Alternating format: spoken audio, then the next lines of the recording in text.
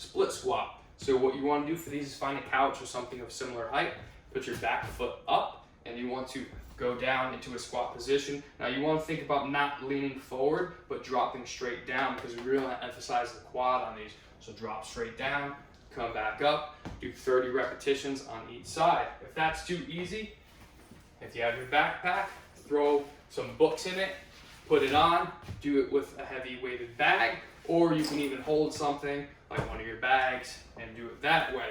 Now, if it's too easy, if you need an easier version of it, you can do a step back lunge.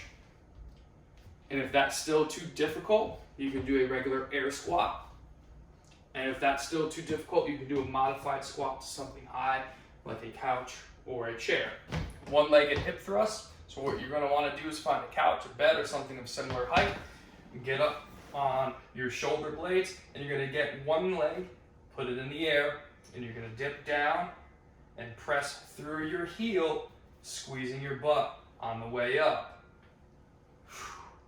Now, to make it harder, we can grab our weighted bag, throw some books or whatever in it, let it kind of sit on our pelvis area, and do our repetitions with some weight.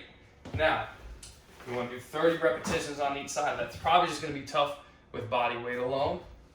If it is too tough, you can move into a double hip thrust position with both legs and no weight. And if that's too tough, then you can even go down and do it from the floor with a slightly smaller range of motion. Lying clamshells. What you want to do is get your legs slightly bent. You can put one arm here, and what you're going to want to do is, there's two options. You can just do a smaller range of motion, which is this, and the bigger range of motion is where you're actually coming off the other leg, and it's going to really work the side of the glute here. Now, if this is too easy, if this is not enough, you can grab yourself a book or something heavy, a bag, and do it like this. Now, the good thing about doing it with a book or something on it with your hand is you can use some manual resistance. I'm pushing down with my hand as I'm pulling up. And if you do 30 repetitions and you're really pushing down as you're pulling up, the side of your glutes should be on fire. Calf raises. Doing one leg at a time makes this a lot more difficult, so you shouldn't have to load it up too heavy. You can get yourself a nice hard book or something similar and put it on the ground and do your repetitions like that. If you need an easier version, you can do both legs at once, or you can do it off the book as well. Another great option for this is to find a stair and do it on the last stair, and then you can hold the railing as well for some support and balance. If you need to add some weight, grab your backpack, put it on, or your bag, whatever it is, and you can hold it with some heavy weights in there, books, whatever you need to put, rocks, and do it weighted as well. Push-ups. So you want to get your hands about shoulder width apart, get your back nice and straight. Now with these, I see a lot of people kind of going straight down. You don't want to go straight down. It's a slight forward motion on these. So think about mimicking that bench press motion. So you're going to want to go slightly forward and back up that way. Slightly forward and back up that way. Now, a couple modifications. I know some of you guys are really strong, so adding some books or something to give you a little extra depth can help. Putting your feet up and with depth can really help. You can also get your backpack, fill that up, add some weight to the back. Now, if you need to make it easier, you have a couple options. So one option is to do a hand release push-up. So from here, you just come down, release the hands, and you can use a little bit of your momentum from the legs to get you back up. Another option is to do push-ups from your knees. And then the third option would be to find a countertop or something, like a desk, like this, and do your push-up from an inclined position like this. Single arm row. Get yourself a bag, anything will do, anything with a handle.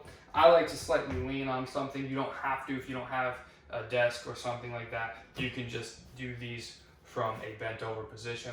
but it's always good to have a little hand there, and you can really focus on the form and technique. Now you want to draw that elbow up and squeeze the back as you come down. You want to control it.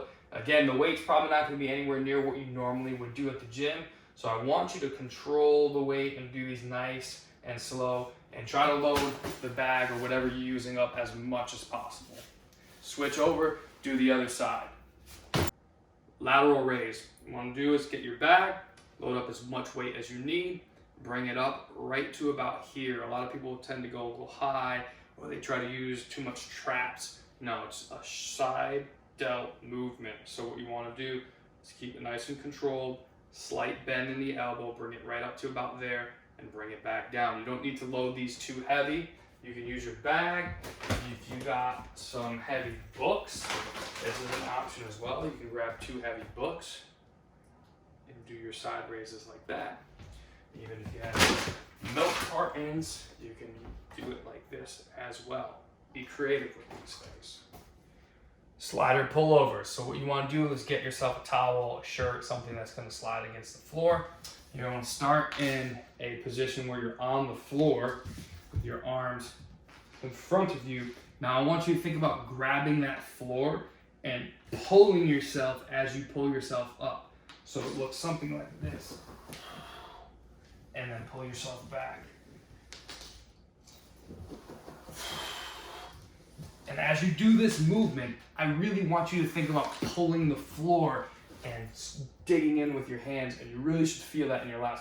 Now you're gonna feel that in your core as well. This is a very hard exercise. So if that's too hard for you, a version that you can do something similar is you can grab that towel, you can grab a book or something heavy, lay on your back and pull that book down, press it back up, pull that book down. Again, we want to feel this movement from here, so we're pulling down with our lat and bringing it back. Again, load that up as heavy or as light as you need to. Front raise. So you're going to grab your bag and you're going to bring your arm straight up in front of you like this, right just slightly above shoulder height, and then bring it back down. So you grab your bag, come up, come back down. Just like this from the side. Now, you can grab a book or something else and do the same thing.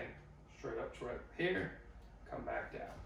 Pulse rows. So what we want to do for these is you want to bring your shoulders off the floor and slightly rotate your arms inward and squeeze your upper back as you do that. So it looks something like this.